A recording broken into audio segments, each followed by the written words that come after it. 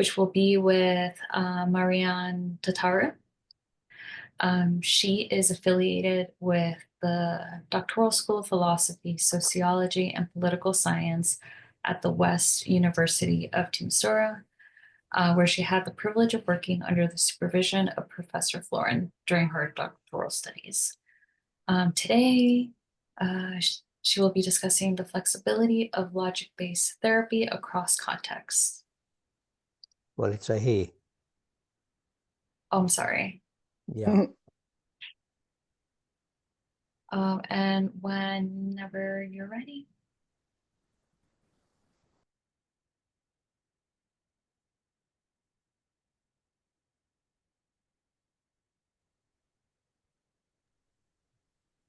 Marianne, can you hear us?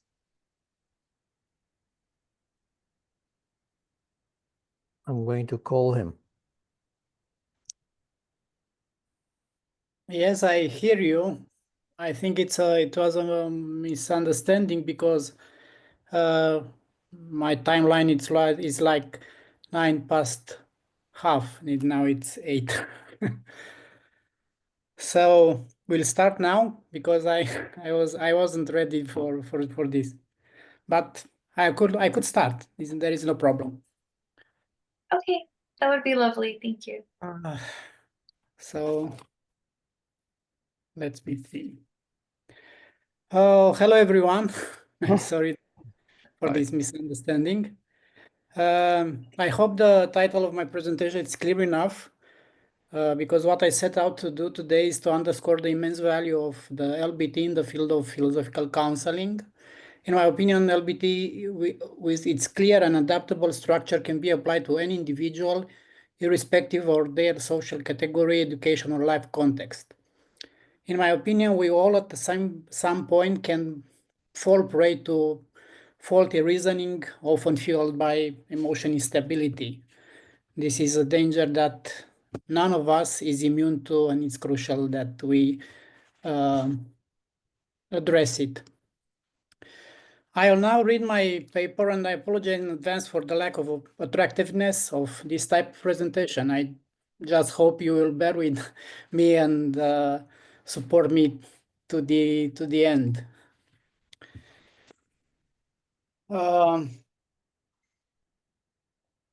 In an era where mental well-being and cognitive clarity are essential to personal and professional resilience, logic-based therapy and consultation emerge as a flexible approach capable of addressing a broad spectrum of ethical and existential challenges. Developed by American philosopher Eliot D. Cohen, LBTC has gained recognition as a method that systematically identifies and corrects irrational beliefs, fostering rational thoughts patterns and emotional balance. This adaptability makes it a powerful tool for individual counseling and structured intervention in group settings across various domains. The transversability of LBTC lies in its applicability across diverse beneficiary groups, from intensive care physician and emergency room staff to adolescents in identity crisis, oncological patients, and incarcerated individuals. While each of these groups faces unique psychological stressor, they share a common need for emotional restructuring and rational problem solving, both which LBTC provides. For adolescents, LBTC facilitates the resolution of identity crisis, a pivotal challenge during phase marked by emotional turbulence and pressures. As explored in Laurentius Tychus research, applying LBTC in adolescents counseling fosters critical thinking and self-awareness, enabling young individuals to navigate their formative years with greater confidence and clarity. Similarly, LBTC has proven effective in moral rehabilitation and cognitive restructuring in correctional setting. Prison inmates, often grappling with distorted value system and impulsive decision-making patterns, benefit from the structured approach of LBTC, which helps them to reevaluate their choices and develop a more ethical framework for reintegration into society. In the high-pressure environments of intensive care and emergency medicine, where medical professionals face continuous ethical dilemmas and emotional strain, LBTC offers a structured cognitive framework to mitigate stress, prevent burnout, and enhance decision-making under pressure. Additionally, for oncological patients whose psychological well-being is crucial to treatment outcomes, LBTC serves as a vital coping mechanism, helping them reframe distressing thoughts and cultivate resilience in the face of life-altering diagnosis. This lecture will show the flexibility of LBTC across the diverse context, illustrating its effectiveness in both individual counseling and in group intervention. By comparing different case studies and theoretical foundation, I will demonstrate how the method's logical structure, emphasis on virtue cultivation and adaptability make it a universally applicable counseling tool. Ultimately, the transferability of LBTC underscores the profound impact of philosophical counseling in shaping rational, emotionally balanced, and ethically sound individuals across different life situations. In this presentation, I meant to exemplify how LBTC can be applied transversally in different contexts and for new individuals who are not from the same social category and the first size do not share the same type of existential problems. In the first part of the presentation, I have chosen to show that the same method used in the group counseling of medical staff in ICU or emergency method applied by Elliot Cohen can be equally meaningful and effective in counseling people in prison. What is valuable is that structure of the intervention hardly changes at all. Same numbers of sessions, same six-step method. Surprisingly or not, the individuals, even if they are in different life contexts, face similar problems on emotional and rational level. This emphasis on shared emotional and rational problems foster a sense of connection and empathy. In the second part, to reinforce LBTC transversality thesis, I choose to show how a dedicated counseling approach focused on adolescents' problems can be transferred and used in inmates counseling. The first part is dedicated to group counseling and workshops, and the second focuses on individual counseling. As a protocol for group intervention, logic-based therapy and consulting for inmates in prison systems. As a brief introduction to this part, now the lecture I will emphasize the adaptability of LBTC in a method primarily recognized for individual philosophical counseling to group counseling sessions. LBTC, a well-known and practical approach traditionally applied in individual counseling, is now being explored in the context of group counseling. Elliot Cohen, a proponent of this transition, argues that the group dynamics can enhance the impact of LBTC on individuals, a concept that may pique the interest of mental health professionals, counselors, and researchers.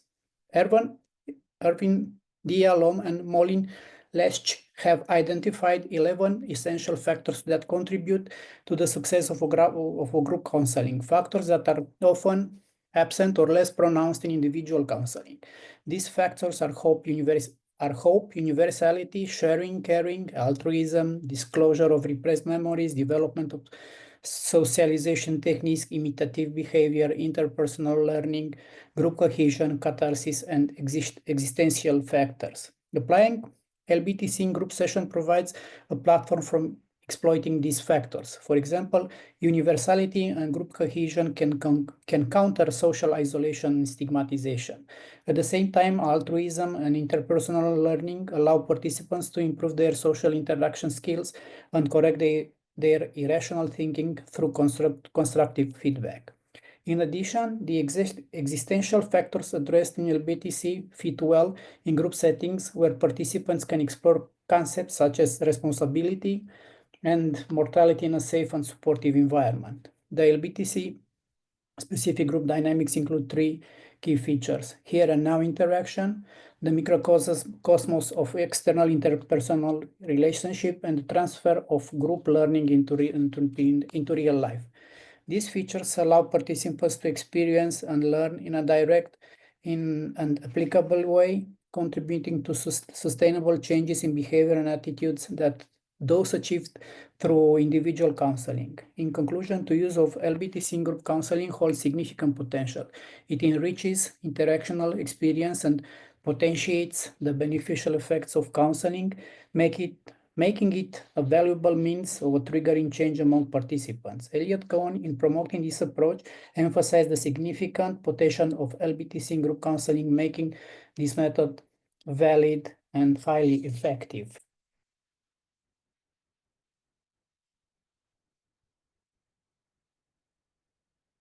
LBTC group intervention protocol for now I started from protocol for professionals from ICU and emergency room, and I transferred it in a context of a prison. So I'm proposing an intervention protocol for persons deprived of their liberty in prison system in 8 sessions.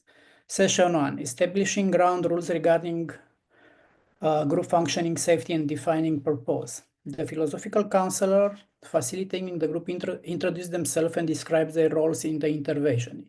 In the first session, the members of the group, composed of persons deprived of their liberty, begin to familiarize themselves with each other and assess the level of safety within the group. The safety and the confidentiality of the group are of utmost importance, ensuring that participants feel secure and valued.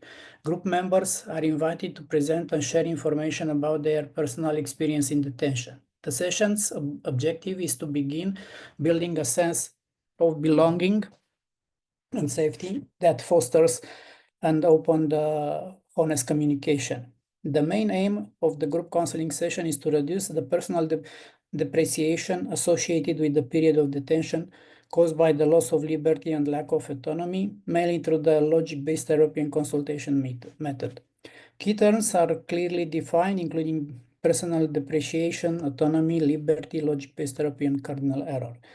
Group members are introduced to the theoretical framework and how physiological, cognitive, and behavioral processes interact. This framework emphasizes that emotions have cognitive, physiological, and behavioral components, and that our thoughts often influence emotional responses. The Stoic idea is also introduced, which states that it is not events that cause discomfort or anxiety, but our judgments about them. Objective of the session 1, that the philosophical counselor, a key figure in the group, introduce himself or herself to the group and explain the role of each participant. This introduction helps the group members understand the structure and support available to them, fostering a sense of guidance and support. Prisoners are invited to briefly describe their life experience and the circumstances that brought them to the prison. Clear rules are established for the group operations, such as confidentiality, mutual respect, and a commitment to attend all scheduled sessions. The purpose of the group is presented to reduce personal impairment through the LBTC method. This clear and focused purpose helps the group members understand the goal of their participation, keeping them motivated and engaged. Activities introduce key concepts, including personal depreciation, logic-based therapy, emotional reasoning, and cardinal fallacy.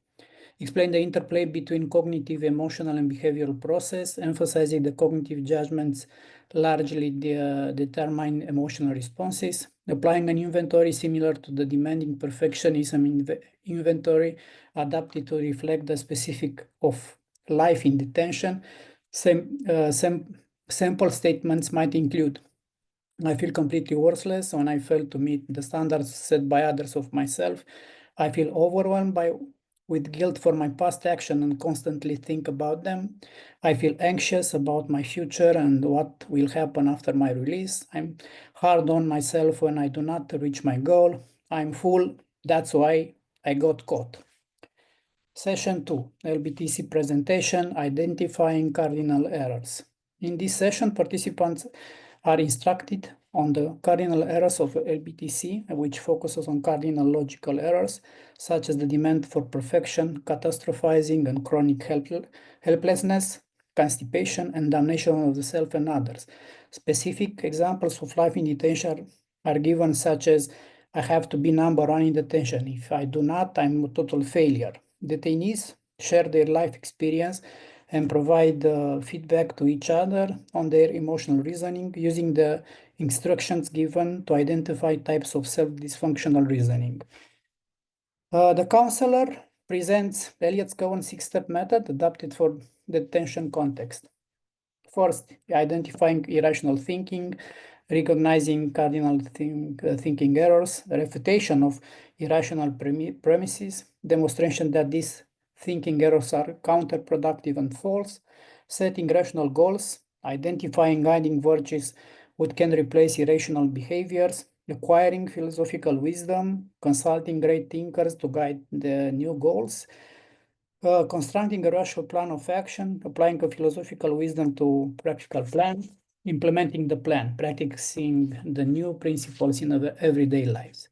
Objective of the session 2 is presentation of LBTC regarding logical fallacy, cardinal logical fallacies such as the demand for perfection, catastrophizing, damnation, bandwagon reasoning as conformity, and oversimplification. Inmates are helped to recognize these errors in their emotional reasoning, exemplifying how they contribute to personal depreciation. Presentation of Elliott-Coulson six-step method adapted in the context of the detention. Activities. Discuss personal experience in detention and identify examples of thinking errors as such. I will never be better than I was when I committed the crime. My life is completely ruined. As an ex-convict, there is no chance for me. I got caught because others ratted me out. I would never get caught. I committed the crime, but I'm not the only guilty party. I feel insecure if I do not get the group's approval. I consider myself nothing when I cannot do what I want. Worksheets are provided to help participants to structure their reasoning and identify errors. Session 3, refuting fallacies. In the third session, the focus is on refuting reasoning fallacies.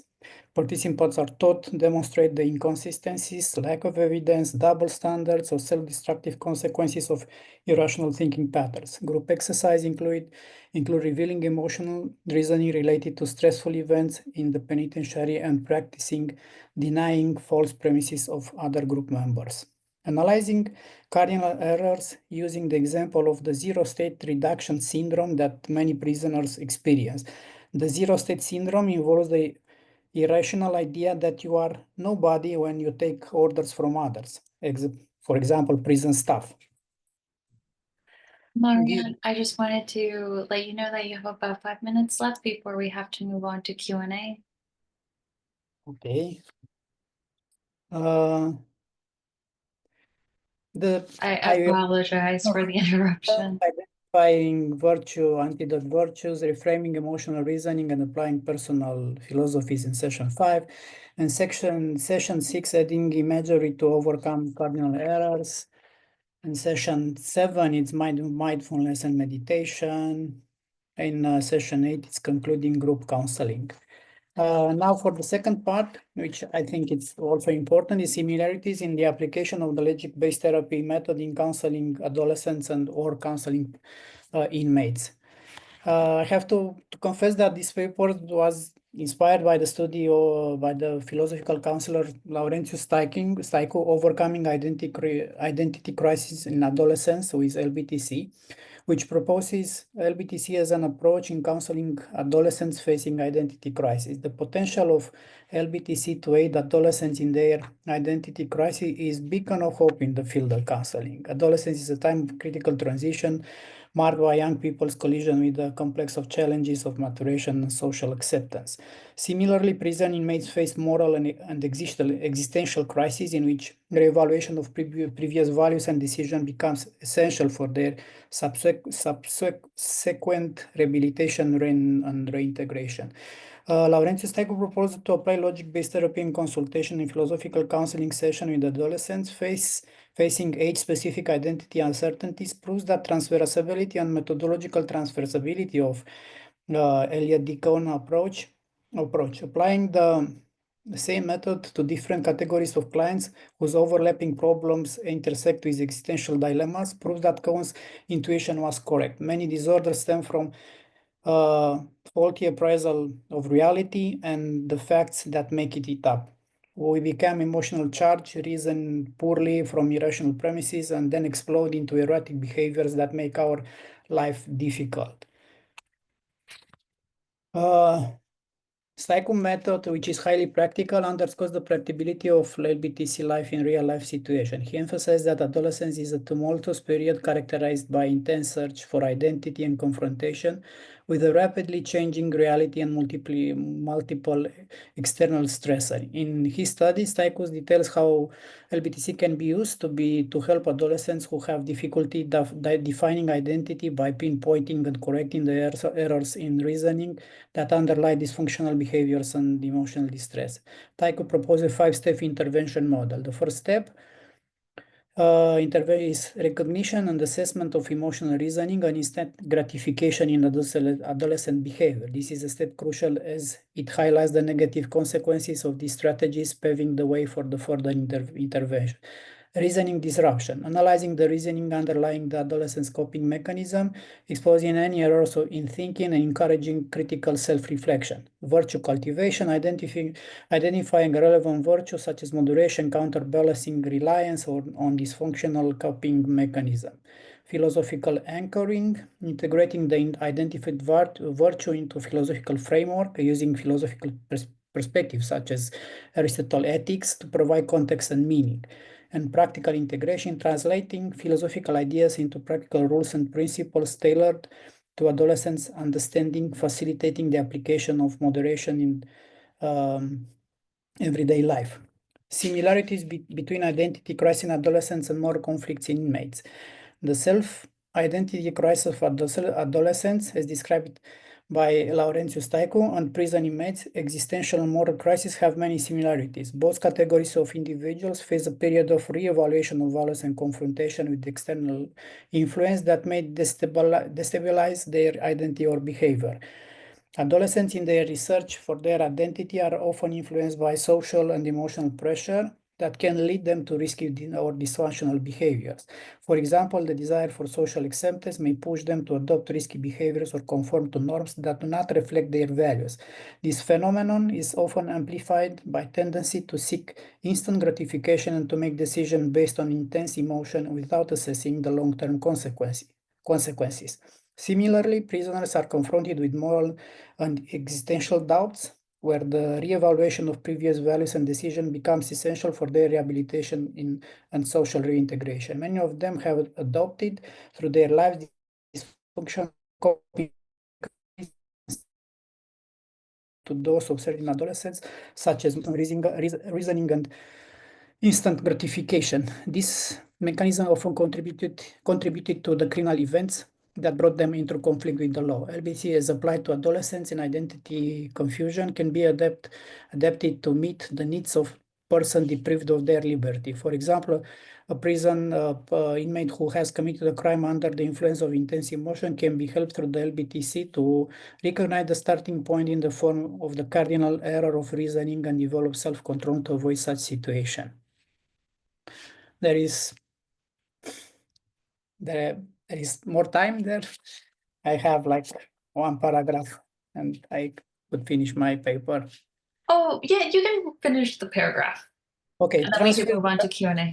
of LBTC approach from adolescent to prisoner counseling. The transfer of LBTC method from counseling adolescents to counseling inmates in prison is possible because it's based on the similarities between the crises faced by two categories of individuals. Both adolescents and inmates undergo periods of reevaluating their values and confronting external factors that may affect their identity and behavior. In both cases, errors reasoning, such as emotional reasoning and instant gratification, play a crucial role in developing maladaptive behaviors.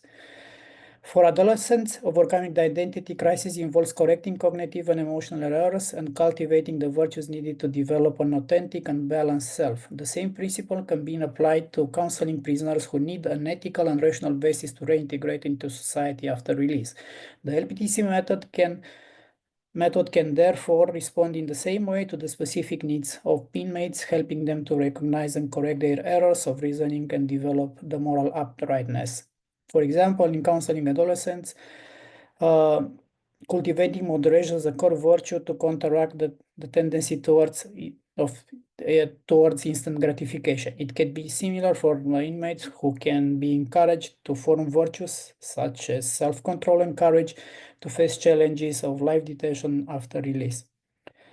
Another essential elements is the philosophical anchoring of the virtues cultivated. Laurentius Staicu uses as examples philosophical perspectives such as Aristotle ethics, Mark Aurelius meditation, Confucius analects to give context and meaning to the virtues identified. This philosophical grounding provides a solid theoretical foundation for the virtues cultivated, which can also be applied in counseling prisoners, helping them to acquire a new repertoire of principles and virtues to guide their behavior after release. LBTC applied in adolescent counseling shows that this method can be highly effective in overcoming personal identity crisis. In fact, as a conclusion, is that future research should explore the impact of LBTC in prison context and develop counseling programs that cope philosophical counseling practitioners who propose other type of intervention strategies. And the idea is that there is room for everyone under the sun. So that was my presentation. Thank you, Marian, for your presentation, and we can now open this to the Q&A. If you have a question, just please unmute your mic. Marian, did you work with prisoners? Yes, I Directly? some interactions. Yes, Oh, I've done the same thing too. I know your work, and I Oh. was inspired by your paper. In fact, Oh, I'm flattered. Thank you. yes, the same, because she and her husband, I think they worked also in this setting with the inmates, and I was inspired by you and Maria. Oh. Ilman. Well, thank you very much. I wanted to get some observations from you about your work, working with prisoners. The population I worked with largely couldn't read. I know. And the LBT worked so well with them.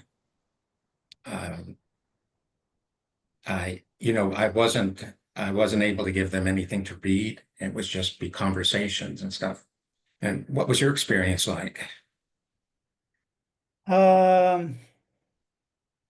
What I could say is that beneath I don't know, all the stratification built on education, family, social, I think we are the same in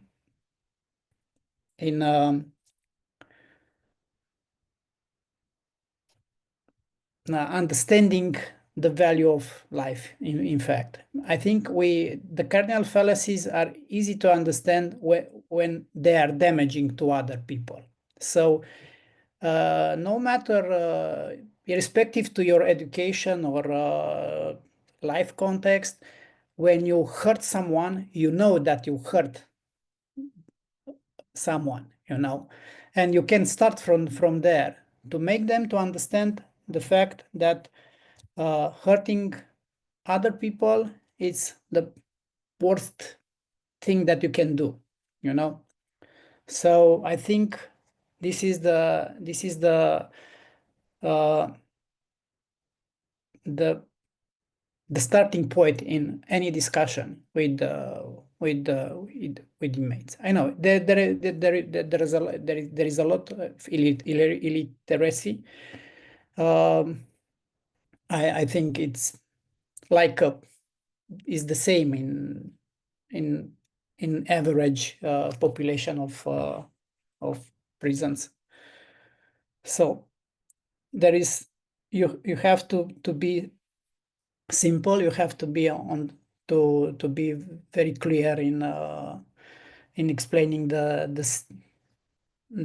I think the faulty reasoning that causes these kind of troubles, the trouble in general. Thank you. I I also have, oh, I'm so sorry. go ahead. You can go first. Well, I was impressed by your discussion of LBT in prison populations in group. And I'm wondering, and I guess this goes to both of you and Sam, who have worked with that population. What's your thoughts about? I know Sam, you worked with individuals, and I gather that Marian, you did too. So, what's your thought about extending it based on your experience? Would that have worked? And how would you go about it? I know you gave the example, the steps, that you would take with organizing such a group, but what's your sense, having worked in it, would it be effective? I worked individual with, I didn't work in groups, and Right. I discovered after you visiting Romania, after you worked with people from ER and ICU, that working with groups in these settings could be more efficient. And it's very important for them to work together and to overcome their I don't know, their problems inside the prisons. What I wanted to show you today that this the fact that LBTC can be has this clarity who permits to philosophical counselor to use it in almost any context. So what I am trying to do maybe in the future, and I think I will do this because I have a project in my mind to realize, is to work exactly as you worked with the medical professionals in prisons, to see how the inmates will react to this kind of approach. Because this I know, I think in Romania that there is a lack of counseling in prisons. In fact, there is no counseling in prisons. Pretty much the same in the United States, actually. Not that much going on.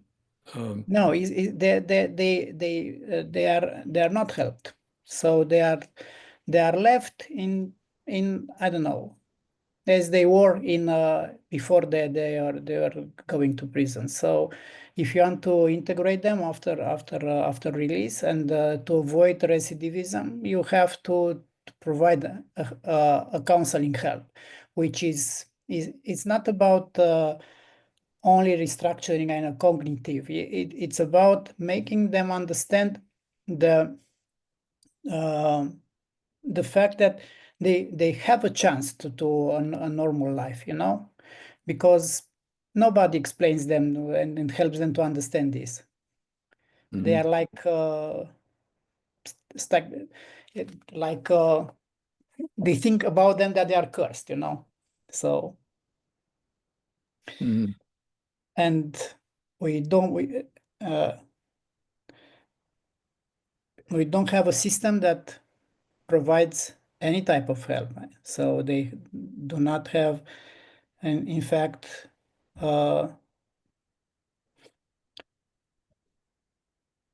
social backup when I'm thinking of social services backup when they are released.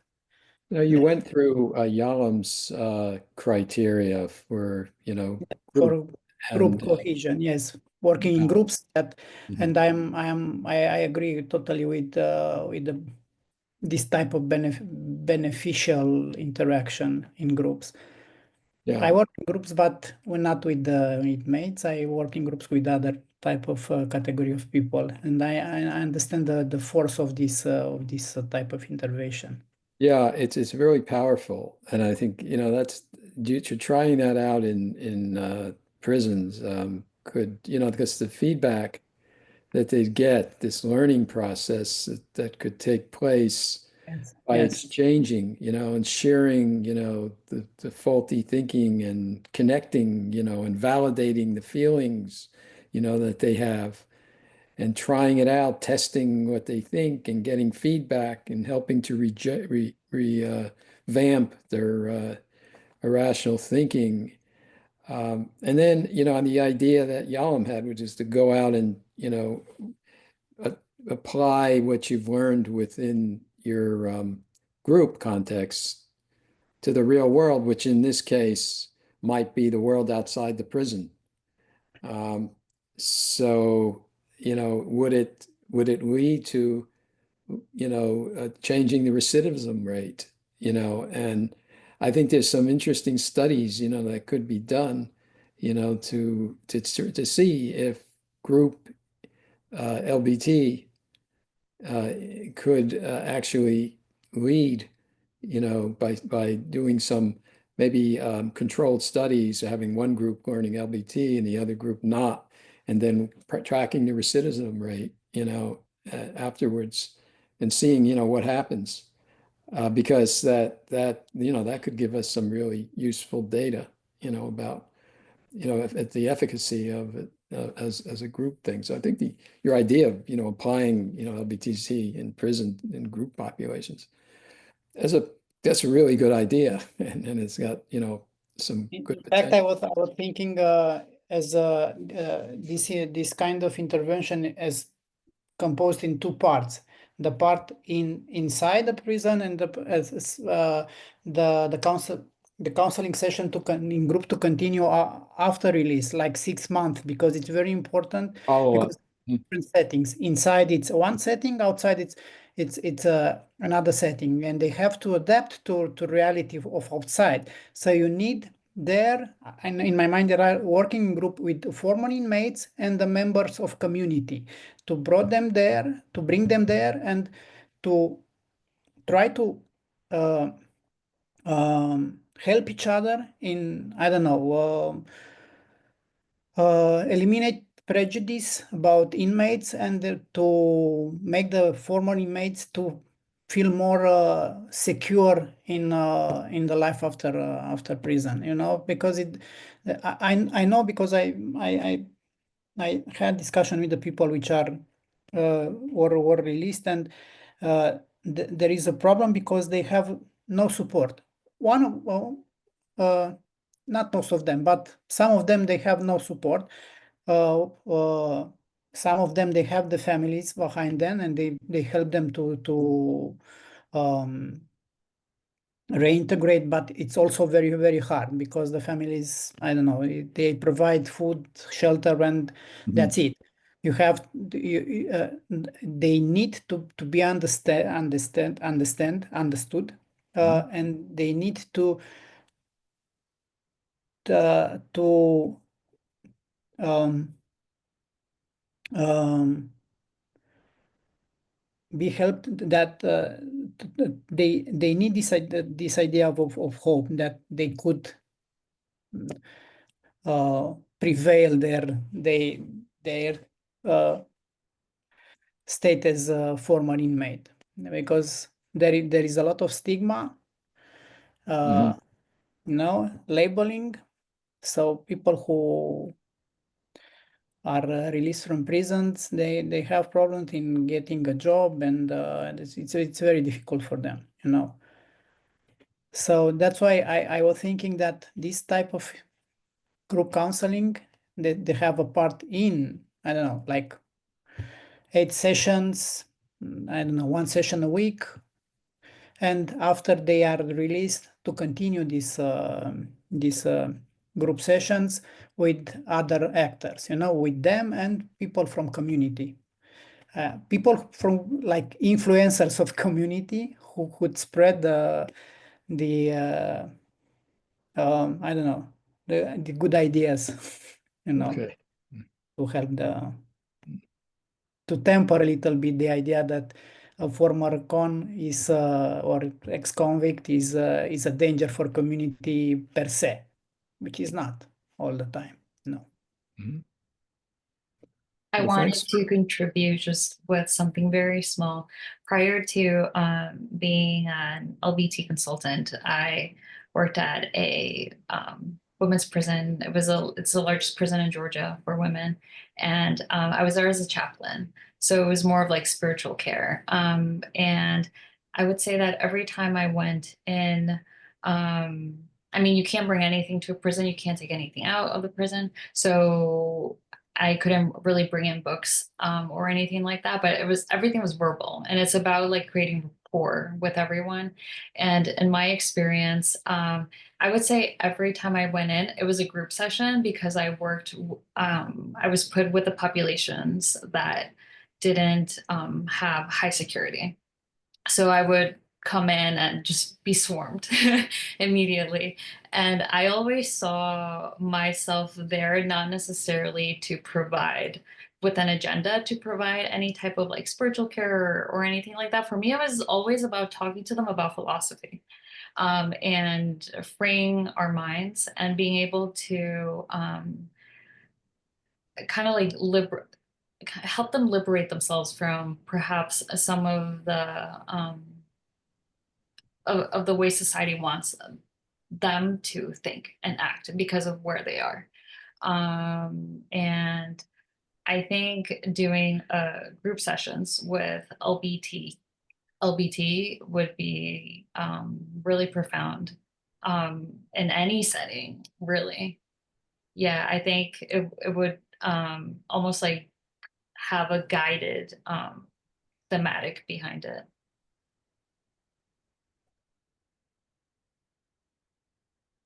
Thank you.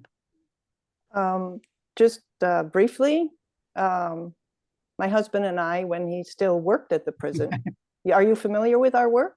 Yes, I am very. It just- was a source of inspiration for me, and Oh, good. I'm and glad.